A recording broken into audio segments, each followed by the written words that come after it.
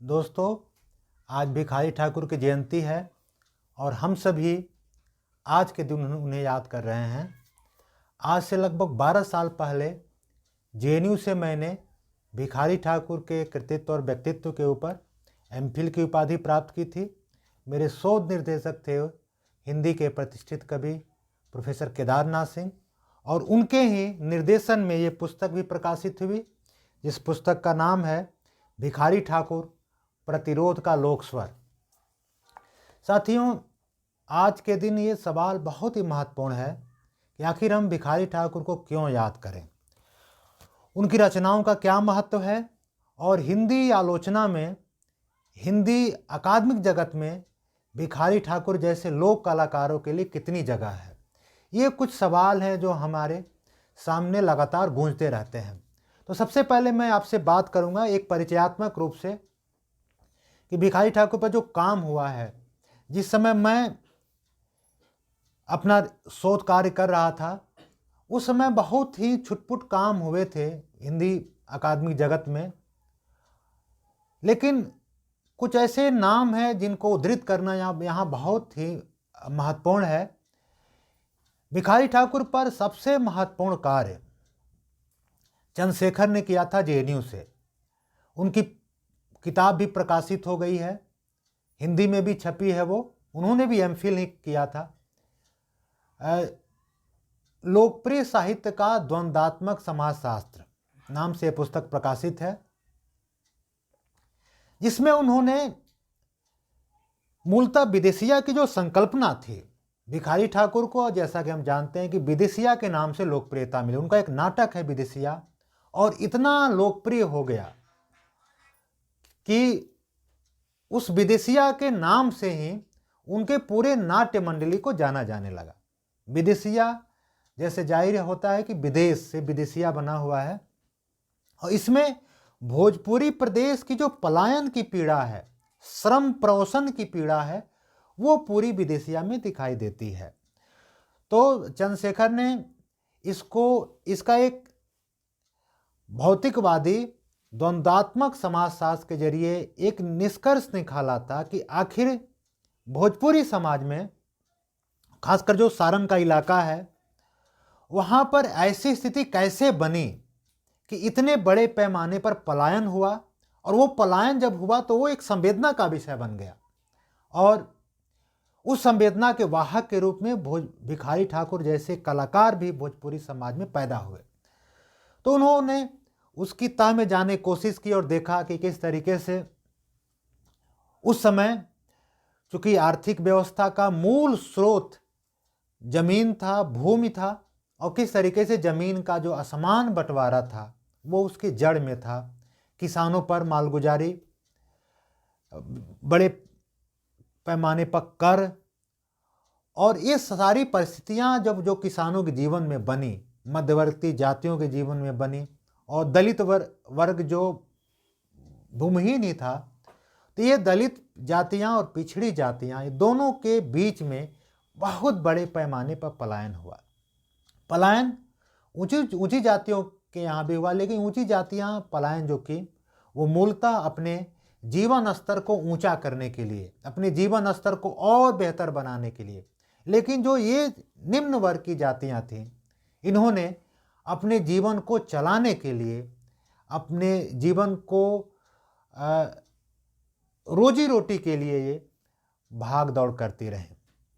यानी कि जो एक बात भी कही गई कि जो सारण का जो मनी आर्डर तंत्र एक शब्द निकला, कि जो घर का कोई सदस्य बाहर जाता था और फिर से वो मनी आर्डर करता था, और मनी आर्डर करने के बाद से उसी पैसे से एक तंत्र विकसित हुआ, जिससे भोजपुरी इलाके की अर्थव्यवस्था चलने लगी, और उसी से लोग अपने खेतों के कर भी चुकाने लगे, और उनका जीवन धीरे धीरे, उनकी गाड़ी चलने लगे।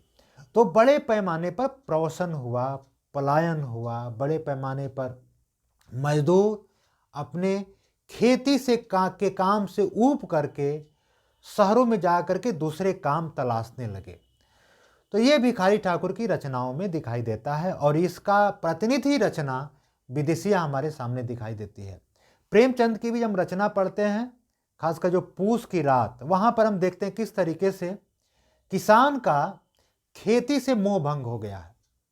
तो जब खेती से मोह भंग हो गया तो क्या करेगा वो गोबर की तरह, गोदान के गोबर की तरह वो शहर में जाएगा, अपने पिता के नक्शे कदम पर नहीं चलेगा, वो शहर में जाएगा और शहर में जाकर कुछ रोजगार खोजेगा, कुछ मजदूरी करेगा और वहाँ से नगद पैसा लेकर के आएगा।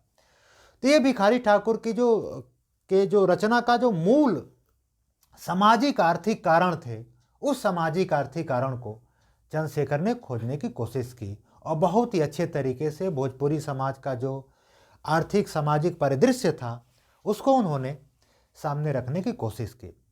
बाद में उन्होंने यह भी दिखाया कि किस तरीके से धीरे धीरे पिछड़ी जातियां जब आर्थिक रूप से संपन्न हुई तो धीरे धीरे जमीन का कुछ हिस्सा उनके हाथ में आया, उन्होंने उसको खरीदा और भी दूसरे भी कारण थे जिससे वो धीरे धीरे उनके हिस्से में आए। लेकिन इसके बावजूद भी जो आबादी का 20% हिस्सा था जो ऊंची जातियों का, उनके हिस्से में भोजपुरी प्रदेश की उपजाऊ जमीन का 80% भाग उनके ही कब्जे में था, जिस पर उनका मालिकाना हक था, जिसके कारण पिछड़ी जातियों की गरीबी लगातार बढ़ती गई और उन्हें मजबूरन होकर के अपने जीवन यापन के लिए, परिवार के भरण पोषण के लिए बाहर जाना पड़ा। तो ये चंद्रशेखर के पूरे शोध का एक निचोड़ जो मैंने आपको बताया। इसके बाद दूसरे शोधार्थी भिखारी ठाकुर का जिन्होंने अच्छे तरीके से मूल्यांकन किया वो थे, जेएनयू से उन्होंने पीएचडी की थी, doctor Kedar Chaudhary. Doctor Kedar Chaudhary professor Manager Pandey के शोध निर्देशन में भिखारी ठाकुर के नाटकों पर शोध कार्य किया था। उनका जो सबसे महत्वपूर्ण कार्य था, उन्होंने विदेशिया के रूट्स को पहचाना कि वो कहाँ से आया और उन्होंने इसको ईरान से देखा कि इसके विदेशिया का जो नाट्य शैली है, जो इसके प्रस्तुति करने का जो तरीका है, तो किस तरीके से एक ईरानी परिवार सबसे पहले दिल्ली के दरबार में आया, दिल्ली के दरबार के बाद लखनऊ के दरबार में गया और फिर से वहाँ से वो भोजपुरी प्रदेश में गया और भोजपुरी प्रदेश में वो हथुआ राज में उसको बसने के लिए जगह मिली और फिर से उसी के प्रेरणा से इस तरीके की जो गाने की शैली थी कि पति परदेश चला गया है और पत्नी अपने घर पर है और वो विलाप कर रही है, तो ये चीज़ें, और फिर से उन्होंने उनके नाटकों के बहुत सारे ऐसे मर्म खोजे कि किस तरीके से वो सामाजिक समस्याएं भोजपुरी प्रदेश में व्याप्त थी और वो उस सामाजिक समस्याओं को भिखारी ठाकुर अपने नाटकों में किस तरीके से लेकर के आते हैं। इसके साथ साथ दूसरे भी कई आलोचक जैसे मुन्ना पांडे ने दिल्ली विश्वविद्यालय से रिसर्च किया, धनंजय सिंह ने दिल्ली विश्वविद्यालय से भिखारी ठाकुर पर रिसर्च किया, जेएनयू में ही मृत्युंजय प्रभाकर और जैनेन्द्र दोस्त ने भिखारी ठाकुर के लौंडा नाचों पर, भिखारी ठाकुर का जो नाट्य शैली थी उस नाट्य शैली पर रिसर्च कर बहुत ही महत्वपूर्ण कार्य किया। तो ये भिखारी ठाकुर के आलोचक थे। इसके पहले भी, जैसे कि मैंने आपको बताया, ऐसा नहीं कि इसके पहले भिखारी ठाकुर पर कुछ लिखा नहीं गया था। भिखारी ठाकुर पर एक जो शुरुआती दौर में कुछ बुकलेट लिखे गए थे जो भिखारी ठाकुर के एक परिचयात्मक तरीके से लिखे गए थे, जिसे किसी ने कहा कि भिखारी ठाकुर भोजपुरी के भारतेंदु हैं, किसी ने भिखारी ठाकुर को एक कवि महेश्वराचार्य का नाम आता है। तो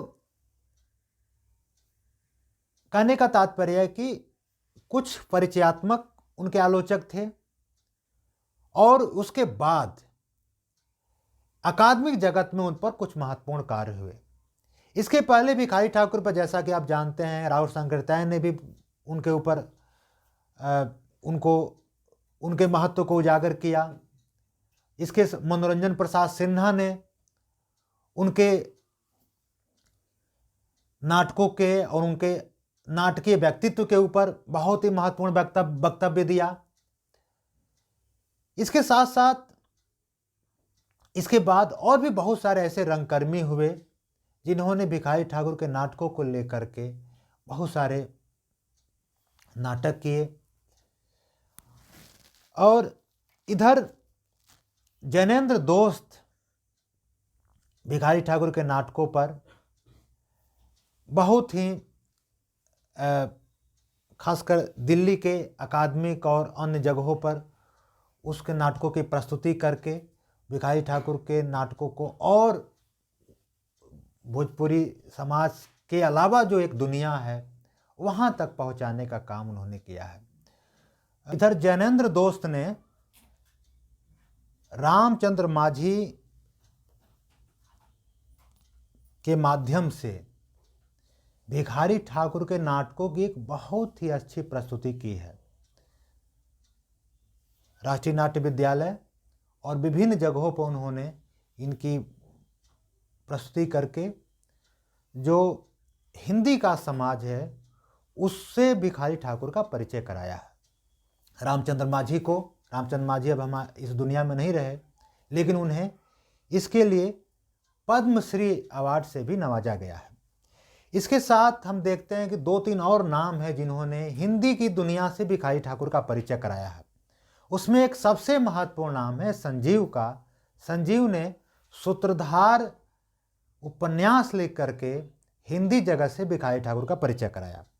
इसके साथ संजय उपाध्याय ने भिखारी ठाकुर के नाटकों का लगभग सैकड़ों बार मंचन किया है और भारत ही नहीं देश दुनिया में भी मंचन करके विदेशिया की ख्याति को लगातार ही ऊपर उठाते रहे। ऋषिकेश सुलभ, इन्होंने भी बटोहिया और विदेशिया के नाम से बहुत सारे नाटक लिख करके भिखारी ठाकुर के रचना कर्म को और ही आगे बढ़ाया हुआ है। तो ये तो एक विहंगम दृष्टि हो गई जो भिखारी ठाकुर के आलोचक हैं, जो भिखारी ठाकुर के विदेशिया के महत्व को लगातार आगे बढ़ाते गए और जिन्होंने उस परंपरा को आगे बढ़ाने का काम किया और भिखारी ठाकुर के माध्यम से भोजपुरी समाज, भोजपुरी संस्कृति और भोजपुरी भाषा को समृद्ध करने का कार्य किया है। दोस्तों, लेकिन जो सबसे महत्वपूर्ण बात यह है कि आखिर हम भिखारी ठाकुर को क्यों पढ़ें, क्यों भिखारी ठाकुर की ज़रूरत है पढ़ना, आज भिखारी ठाकुर के नाटकों की क्या प्रासंगिकता है। तो जब हम भिखारी ठाकुर के नाटकों को देखते हैं तत्कालीन समय में तो भिखारी ठाकुर का जो महत्व था वो है ही।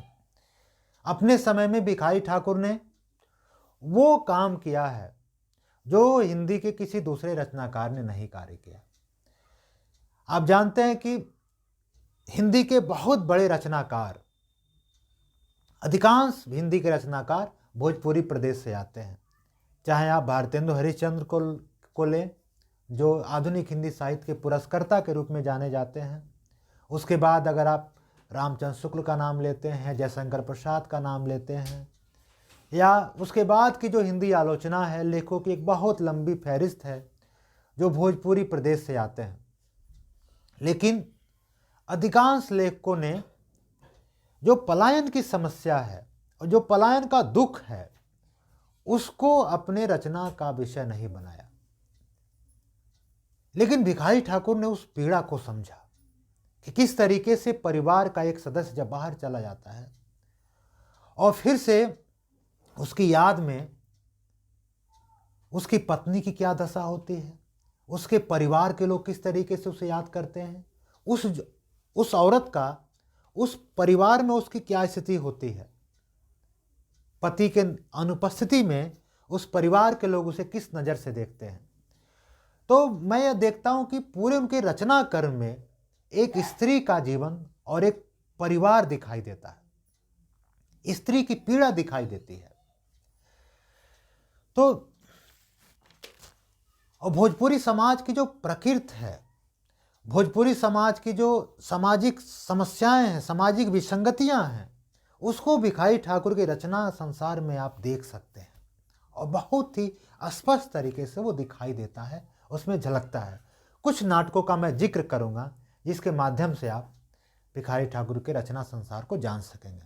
ये उन श्रोताओं के लिए भी है जो भिखारी ठाकुर को बिल्कुल नहीं जानते हैं। भिखारी ठाकुर एक विदेशिया नाटक उनका है, जिसके बारे में मैंने बताया कि विदेशिया नाटक मूलतः श्रम प्रवसन की पीड़ा से उपजा हुआ लोक नाट्य है, और यह इतना महत्वपूर्ण हो गया कि बाद में पूरे उनके नाटक मंडली को विदेशिया नाम से जाना जाने लगा। लेकिन यह मूलतः एक नाटक है जिसमें एक परिवार का सदस्य बाहर चला जाता है पैसा कमाने के लिए, और फिर से उसकी जो पत्नी है, जिसे प्यारी सुंदरी नाम है, वो किस तरीके से अपने पति की अनुपस्थिति में अपने जीवन को काटने के लिए मजबूर है, और किस तरीके से वो एक बटोही को अपना संदेश देती है कि मेरा पति बाहर चला गया है और पत्र भी नहीं दिया, इतने दिन हो गए, अगर कोई कहीं रास्ते में वो मिलेगा तो मुझे मेरा संदेश उस तक पहुंचाना। ये एक तरीके से हिंदी साहित्य जगत में भी इस तरीके के बहुत सारे प्रसंग मिलते हैं, जैसे नागमती का वियोग वर्णन हम देखते हैं। तो ये प्यारी सुंदरी का वियोग वर्णन है, और जिसमें वो पूरी तरीके से बताती है कि जब बारिश का महीना आने वाला है, वो पूरे 12 मासा भिखारी ठाकुर ने 12 मासा गाया, और जिसमें एक एक महीने की जो कठिनाई है किसान परिवार में, किसान के जीवन में एक एक महीने की जो कठिनाई है उसके बारे में बताते हैं। और वो मार्मिक दृश्य है जब वो कहते हैं अब तो बारिश आने वाली है, और सभी लोग अपने अपने पलानी, अपने छान को छा रहे हैं, और मेरा पति तो परदेश है, मेरी पलानी को, मेरी छान को कौन छाएगा। बारिश जब होगी, जब उसे बूंदे टपकेगी घर में, उससे उस समय मेरा कौन सहारा बनेगा। तो एक किसान जीवन की जो स्थितियां हैं, किसान जीवन की जो समस्याएं हैं, कठिनाइयां हैं, वो भिखारी ठाकुर के साहित्य में दिखाई देती हैं।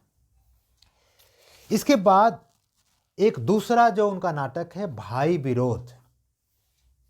भाई विरोध में 3 भाइयों की कथा है, और 2 भाइयों की शादी हो गई है, तीसरा भाई कुंवारा है, छोटा है, और किस तरीके से दूसरी बहू, उपद्दर की बहू ने धन के लोभ में अपने पति को उकसाती है कि वो छोटे भाई की हत्या कर दे, और उसकी जो पूरी जायदाद है वो उसके हिस्से में आ जाएगी, और वो इसके लोभ में फंस भी जाता है। लेकिन बाद में जा करके जब उसकी पत्नी को पता चलता है कि उसने अपने भाई की हत्या कर दी, तब फिर से वो उसका विद्रोह कर देती है और कहती है कि जो अपने भाई का नहीं हुआ वो मेरा कहाँ से होगा। तो एक तरीके से भाई भाई के प्रेम की यह कहानी है। हालांकि उपद्दर ने उजागर की हत्या नहीं की है, वो एक तरीके से स्वांग किया है कि मैंने अब छोटे भाई की हत्या कर दी है, लेकिन इसके बावजूद इस नाटक का मूल मर्म है कि किसी भी कीमत पर भाई को अपने भाई के साथ विश्वासघात नहीं करना चाहिए। तो ये संयुक्त परिवार की संकल्पना और भाई भाई का जो प्रेम है वो इस नाटक में दिखाई देता है, उसको भिखारी ठाकुर साकार करते हुए दिखाई देते हैं। इसके बाद जो एक महत्वपूर्ण नाटक भिखारी ठाकुर का है वो है बेटी वियोग, जिसे बेटी बेचवा के नाम से भी जाना जाता है, जिसमें यह मूलतः बेटी बेचने की प्रथा पर है। कहा जाता है कि बहुत सारे ऐसे इलाके थे जहाँ पर बेटी बेचने की प्रथा थी। परिवार में के सदस्य अपने बेटी को पैसे लेकर के किसी से शादी कर देते थे, पैसे के लोभ में शादी कर देते थे, और उस पैसे से वो अपने खेती का मालगुजारी चुकाते थे, दूसरे काम करते थे। यानी इसके जड़ में भी गरीबी ही थी, लेकिन इसकी कीमत एक स्त्री को चुकानी पड़ती थी, एक बेटी को चुकानी पड़ती थी। तो इसका जो इस नाटक का जो मूल जो मर्म है, जहाँ पर बेटी विलाप करती है, जब उसकी विदाई हो रही है उसमें विलाप करती है, वो कहती है कि रुपया गिनाई लहला, पगहा धराई देहला, चिड़िया के छिरिया बनौले बाबूजी। यानी कि जैसे बकरी को बेचा जाता है, पैसा लेकर के जो उसका मालिक होता है वो कसाई के हाथ में अपने बकरी का पगहा पकड़ा देता है, उसी तरीके से आपने इस अपने संतान को पाला पोसा और आज उसको किसी दूसरे के हाथ में पैसा लेकर के पकड़ा दिए और फिर उसके साथ वो जो भी चाहे वो कर सकता है। तो वो विलाप करती है और अंत में वो कहती है कि हे पिता, आज अगले बार से तुम किसी भी बेटी को बेचना मत। ये उसका संदेश है। इसके बाद एक दूसरा महत्वपूर्ण नाटक है विधवा विलाप, जिसे भिखारी ठाकुर कहते हैं कि ये उसी का ही उत्तर पक्ष है, बेटी बेचवा का ही एक उत्तर पक्ष है कि जब बीमार पति से उसकी शादी हो गई और उपातो जब विधवा हो गई, तब उसके बाद से उसने अपने पड़ोस के अपने चचेरे भतीजे को जब अपना पूरा धन दे करके उसके साथ रहने का फैसला किया, तो कुछ दिनों तक उसका बहुत मान मनोबल हुआ, उसकी बहुत ही सेवा सत्कार हुआ। लेकिन कुछ ही दिनों के बाद वो परिवार, उसके भतीजे उससे पीछा छुड़ाने की सोचते हैं और फिर एक मेला में ले जाते हैं और जहाँ पर जंगल में ले जा करके उसे सोचते हैं कि इसको जंगल में भटका करके पहले सोचते हैं उसकी हत्या कर दें और हत्या करने की कोशिश करते हैं। इसके बाद जब कुछ वो विलाप करने लगती है, रोने लगती है, एक साधु चले आते हैं, तो उसके बाद वो छोड़कर चले जाते हैं। लेकिन भिखारी ठाकुर ने इस नाटक का जो अंतिम जो अंत दिखाया है उसमें उपातो उसी समय एक साधु अवतरित होते हैं और साधु कृष्ण के भक्त हैं और वो एक कुटिया बनाते हैं और उसी कुटिया में उपातो रहने लगती है, कृष्ण का भजन करने लगती है और भजन करके अपने पूरे जीवन को काट लेती है। तो यहाँ पर हम देखते हैं कि मीराबाई का एक संदर्भ यहाँ दिखाई देता है और कृष्ण जिसके कोई नहीं है उसके कृष्ण ही रखवाले बन जाते हैं। तो यहाँ पर भिखारी ठाकुर अपने नाटक का इस तरीके से अंत दिखाते हैं। लेकिन जो मूल भाव इसका यह है कि किस तरीके से हमारे समाज में विधवाओं की स्थिति है, विधवाओं को किस तरीके से पहले लोभ दे करके उसके ज़मीन को हड़प लिया जाता है और बाद में उसके साथ किस तरीके से दुर्व्यवहार किया जाता है। इसके बाद उनका एक महत्वपूर्ण नाटक है कलयुग प्रेम, जिसे पियवा निसैल के नाम से भी जाना जाता है। यह मूलतः नशाखोरी की प्रथा पर आधारित है। किस तरीके से जो निसैल है वो नशा करता है और घर का एक एक सामान बेच दिया है, यहाँ तक कि अपने पत्नी का गहना भी बेच दिया है, पत्नी की साड़ी भी बेचने के लिए वो बोलता है। और उस समय किस तरीके से वो विलाप करती है और कहती है कि चक्की की तरह मेरा सर नाच रहा है, घर में एक दाने नहीं है खाने के लिए, हे पिया कहीं से भोजन की व्यवस्था कर दो, अन्न की व्यवस्था कर दो। लेकिन इसके बावजूद भी वो किसी भी बातों का उसके जीवन पर कोई असर नहीं है। वो अपने पत्नी को मारता है, बेटे को मारता है और अंत तो कलयुग प्रेम का अंत भिखारी ठाकुर ने दिखाया हुआ है कि किस तरीके से दुखहारिन का बेटा बाहर जाता है और फिर से वहाँ से पैसा लेकर के आता है। वो लिखते हैं, दुखहारिन के दुख भुलाइल, बहुत सा रुपया रहल कमाइल, बेटा परत मात के पाँव, दुखहारिन के लौटल दाँव, कहे भिखारी सोच मत कीजे, अमृत नाम राम के पीजे। तो कहने का तात्पर्य है कि भिखारी ठाकुर अपने नाटकों का अंत हमेशा सुखांत करते हैं। इसके बाद एक दूसरा नाटक है गंगा स्नान। गंगा स्नान काफ़ी महत्वपूर्ण नाटक है भिखारी ठाकुर का। इसमें वो दिखाते हैं किस तरीके से गंगा स्नान में जो मेला लगता है वहाँ पर कितने ठग होते हैं जो धर्म के नाम पर लोगों को बेवकूफ़ बनाते हैं और भोले भाले जनता को लूटने का काम करते हैं। इसमें चपाट राम, इसमें मलेच्छु और मलेच्छु की माँ और मलेच्छु की पत्नी, तीन किरदार हैं। मलेच्छु अपनी पत्नी और माँ के साथ मेला में जाता है और फिर से उसकी पत्नी अपने सास के प्रति कुछ बेटे को फोड़ने का काम करती है। वो कहती है कि इस मेले में इसको भुलवा दिया जाए, खो दिया जाए, और इस मन में एक दुर्भावना उसके मन में बैठ जाती है। लेकिन उसी बीच में जब मलेच्छु की पत्नी और मलेच्छु बाहर जाते हैं, वहाँ पर एक साधु की भेष में औलादी बाबा के फेरे में पड़ जाते हैं। वो उसे पत्नी से कुछ वार्तालाप करता है और कुछ दूर ले जा करके उसके सारे गहने निकाल लेता है, वो ऐंठ लेता है, चोरी कर लेता है और ले करके वो भाग जाता है। यहाँ जब मलेच्छु खोजते खोजते ढूंढते ढूंढते अपने पत्नी से मिलता है और तब उसे एहसास होता है कि जो भी हमारे साथ घटना घटित हुई है वो शायद इसी कारण से हो सकता है कि हमने अपने माँ के साथ बुरा सोचा। फिर से दोनों ढूंढते ढूंढते अपनी माँ के पास जाते हैं और फिर मलेच्छु की बहन पत्नी प्रायश्चित करते हैं और प्रायश्चित करके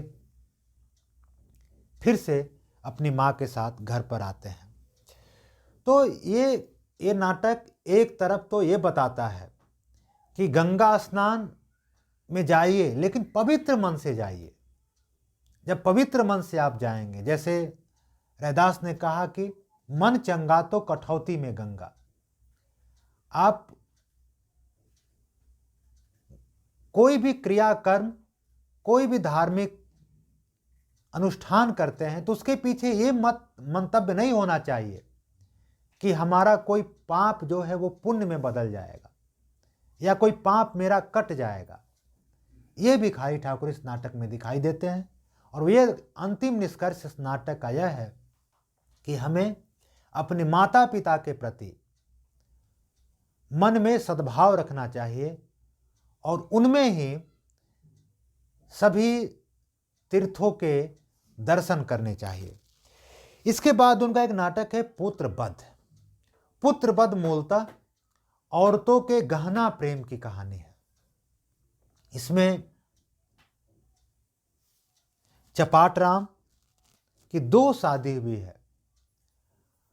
बड़ी बहू अपने मायके चली जाती है, उसका बेटा है चेतराम, और उसकी छोटी बहू, छोटी पत्नी घर में रहती है जो अपने पति से गहने बनवाने की जिद करती है। बार बार वो मनाता है कि जब खेती अच्छी होगी तो मैं तुम्हें गहने गढ़वा दूंगा, लेकिन वो मानती नहीं है। उसी समय एक सोनार से उसका संपर्क होता है और ऐसी परिस्थितियों में वो उसके साथ कुछ गहने देकर कुछ लोभ लेना चाहता है। उस बीच में उसका बेटा दरार बनता है, एक बाधा बनता है, और जिसके पीछा छुड़ाने के लिए वो अपने पति से कहती है कि उसकी हत्या कर दे। तो इस तरीके का षड्यंत्र रचती है, लेकिन वो षड्यंत्र काम नहीं देता है।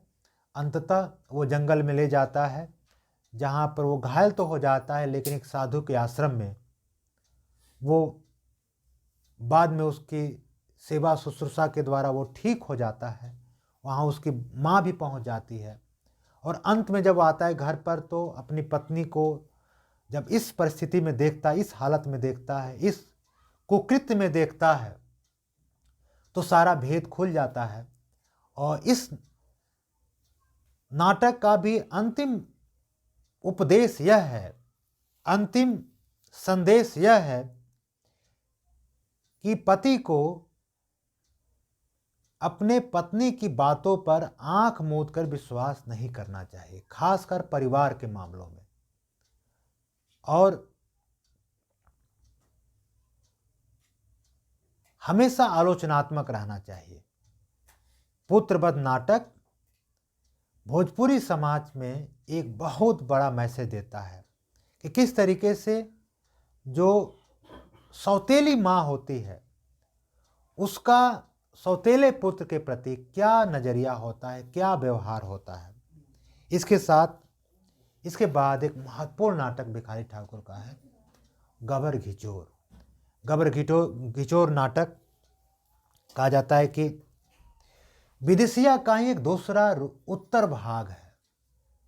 इसमें भिखारी ठाकुर ने दिखाया है कि विदेशी तो बाहर चला गया, लेकिन उसका गलीज बहू का संपर्क गड़बड़ी से हो गया, गांव का एक युवक से हो गया। वो इंतजार करते करते 14 वर्ष बीत गए, तो अंत में उससे एक संतान हुई और संतान का नाम गबर घिचोर रखा गया। ये गबर घिचोर बड़ा होता गया। अंत में कोई एक व्यक्ति उसके पड़ोस का जब कलकत्ता गया तो वहाँ जाकर के उसने गलीज को ये संदेश दिया कि तुम्हारी पत्नी को एक पुत्र हुआ है। शुरुआत में उसे इसका अर्थ समझ में नहीं आया, पत्नी को भला बुरा कहा, लेकिन बाद में उसे इसमें एक लोभ दिखाई दिया। उसे लगा कि अगर वो मेरे पास आ जाएगा तो मेरा काम करेगा और मेरी आमदनी बढ़ जाएगी। फिर से वो इसी लोभ में गांव आता है और आकर के पहले पत्नी से कहता है कि तुम बेटे को दे दो, बेटा मेरा है, मैं तुम्हारा पति हूँ।